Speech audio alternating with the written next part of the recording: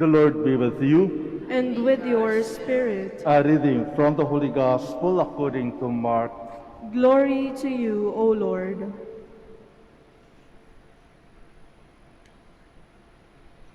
Jesus departed from there and came to his native place, accompanied by his disciples.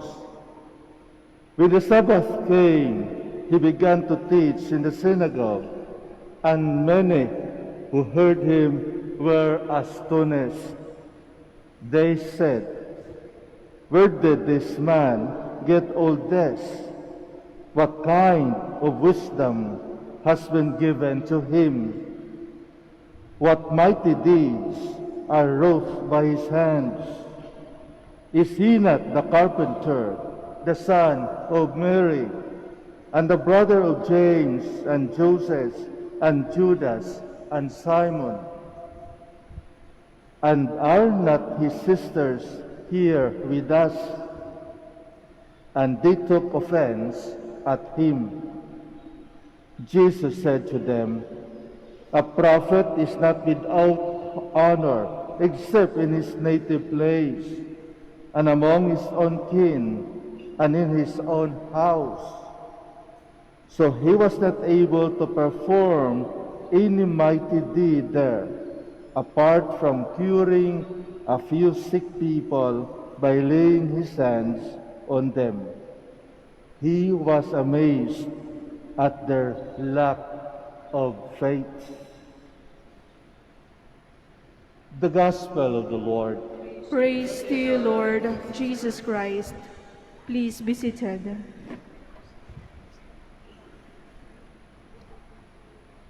Kuminsan, masama din pala yung sobrang kilala mo yung isang tao. 'Di ba? Pag kayo ay magkaibigan na, magkapitbahay, magkasama sa trabaho, at simulan mong i-open ang iyong buhay, pagkatapos merong hindi pagkaunawaan, ay nako, your best friend will become your best enemy. Bakit? Dahil yung alam niya tungkol sa buhay mo at siya lang ang binigyan mo ng pagkakataon na makaalam, ay sasabihin niya sa ibang tao, lalong-lalo na kapag nag-away kayo, sisirain ka at sisiraan ka.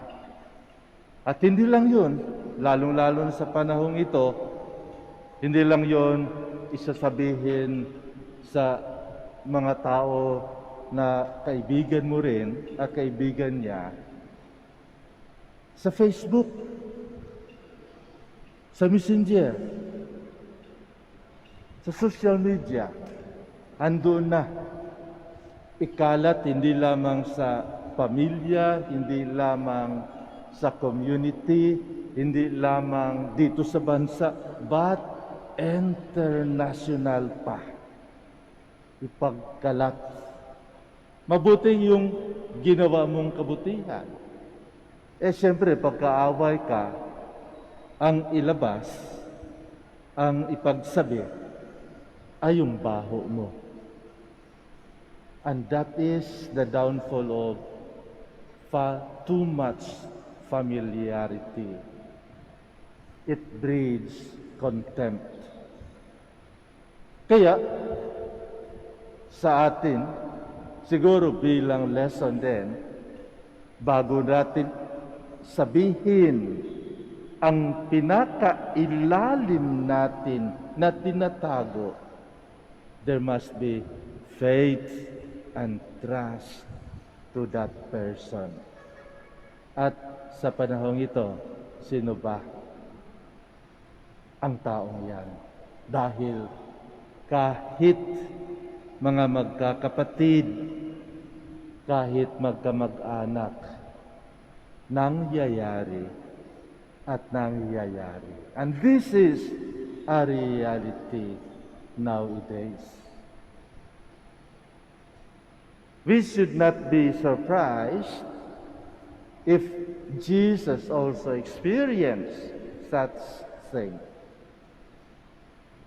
When people observe that he was doing extraordinary thing like healing the sick, allowing the blind to see, cleansing the lepers, making the paralytic to move, and his teaching, a lot of people are going after him just to listen, even in hunger. People who knew Jesus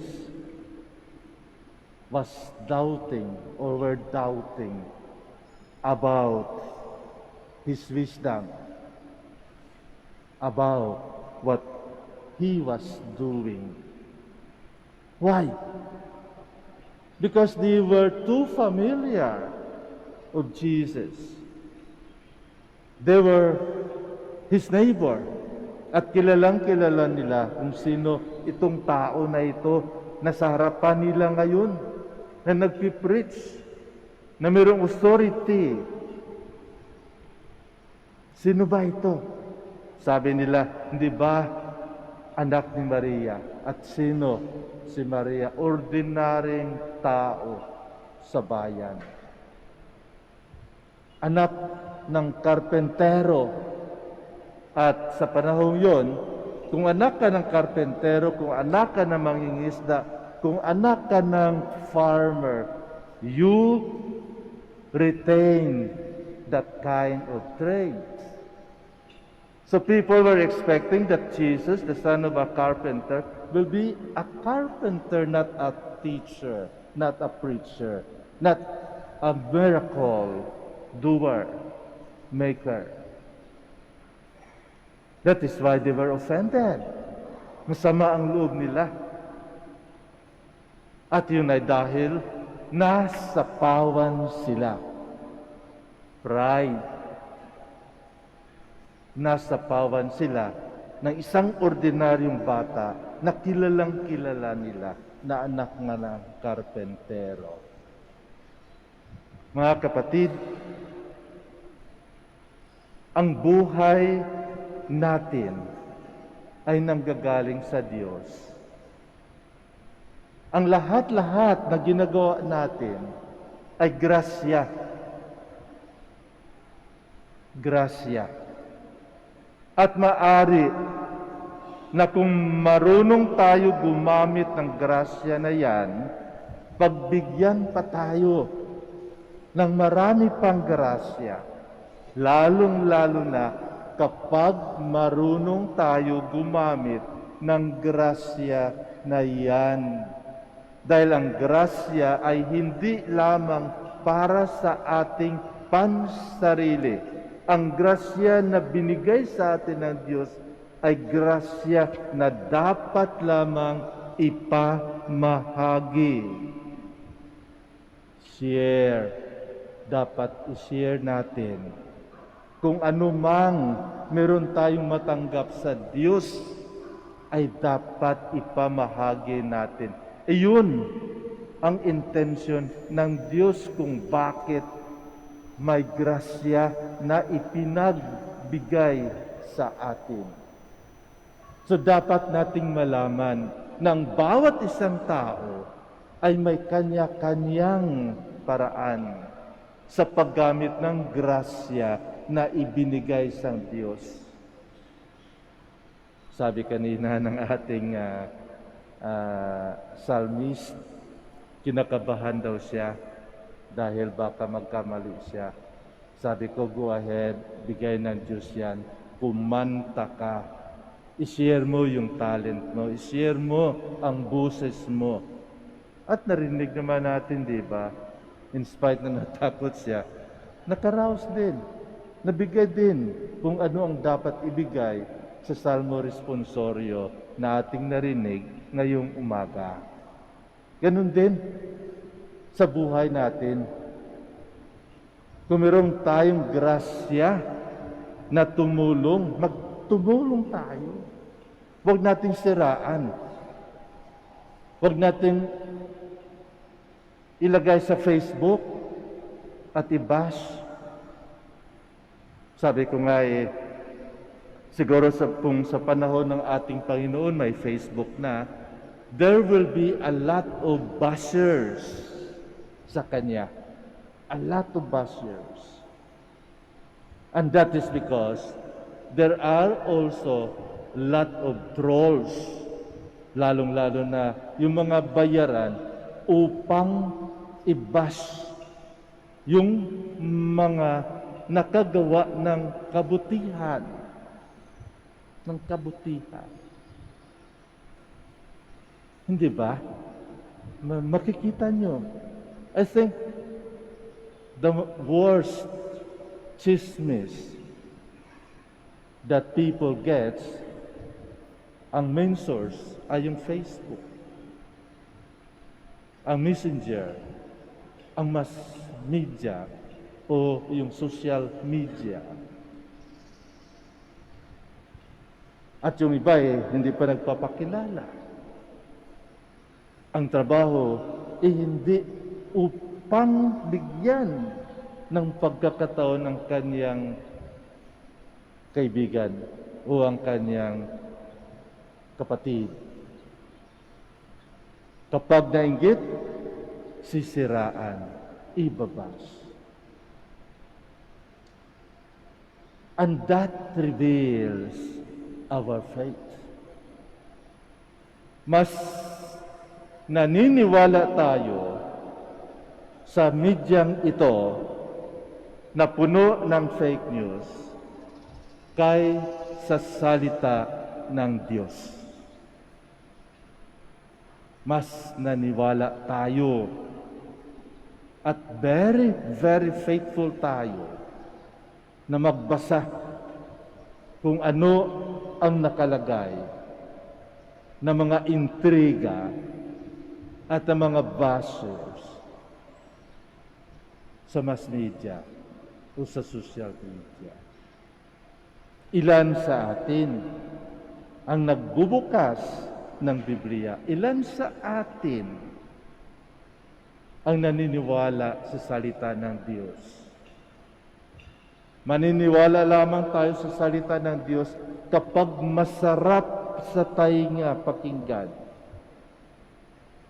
Ngunit kapag sinabi ng salita ng Diyos na huwag kang pumatay,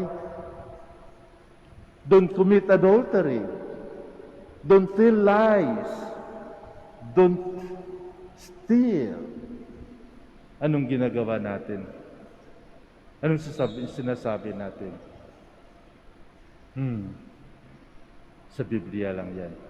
Maraming gumagawa, so dapat gayahin ko rin. And this kind of reasoning, this kind of attitude is just a revelation from our heart that we do not accept a prophet in our homeland, that we do not accept Jesus as our Lord, and we do not accept Jesus as our Savior. Why? Because we do not believe. Mas gustuhin pa natin ang chismis sa social media kaysa sinasabi sa turo ng ating simbahan. Mas maniwala pa tayo sa mga comments ng iba kaysa tinuturo sa ating pananampalataya. Mga kapatid, siguro panahon na buksan natin muli ang ating isipan. It's already more than a year na hanggang ngayon nakamaskara pa tayo. Nagtatago ang ating tunay na pagkatao sa pamagitan ng maskarang ito. At hindi tayo makalabas kapag hindi tayo magtatago. Ipakita natin ngayon ang ating pananampalataya. And I believe this is the time for us to reveal our faith to God. Sabi ko nga siguro, kailangan na ang God's intervention and God's hand to put us into a reality, to return back to Him. May vaccine, pero mas lalo nang gumagana ang ibang variants. Saan na tayo pupunta? Kailan ito matatapos? Ang alam ko, Diyos lang po ang nakaalam.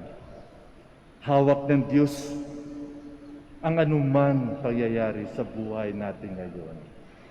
Ang kailangan lamang siguro na huwag na tayo magduda sa ating pananampalataya. Magbalik tayo. Tanggapin natin na nagkakamali tayo. Tanggapin natin na nagkasala tayo. At katulad ni San Pablo, sabihin natin sa ating sarili that it is in our weaknesses that we will become strong. Sa ating pagkakamali, kapag ito ay naiwasto, we will become strong. And God will never abandon us. We need the hand of God. Let us strengthen our faith to Jesus.